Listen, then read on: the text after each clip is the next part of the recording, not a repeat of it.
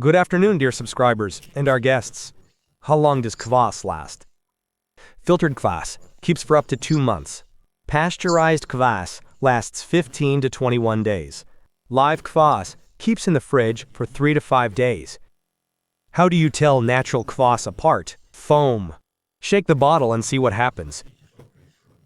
If you see tiny bubbles that disappear quickly, that means it's artificial carbonation. Carbon dioxide. Sediment. Sediment should only be present in unfiltered and unclarified kvass and shouldn't appear in other types. The label. Blended kvass. A drink that hasn't fermented, but is made by combining kvass concentrate with flavorings and citric acid to give it a more natural taste.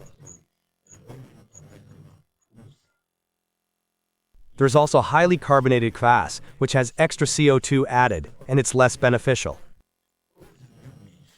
Can people who are trying to lose weight drink kvass?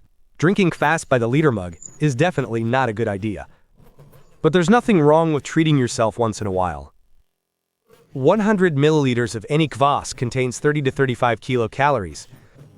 But at the same time, kvass made, according to the classic recipe, unfortunately contains a lot of sugar.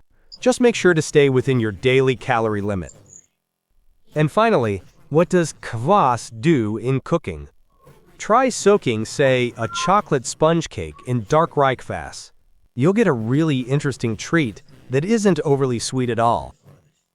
Dark kvass is a real find for marinades.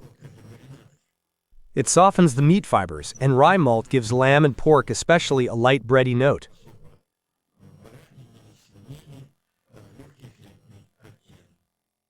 That's all for today. Stay with us. It's going to be interesting.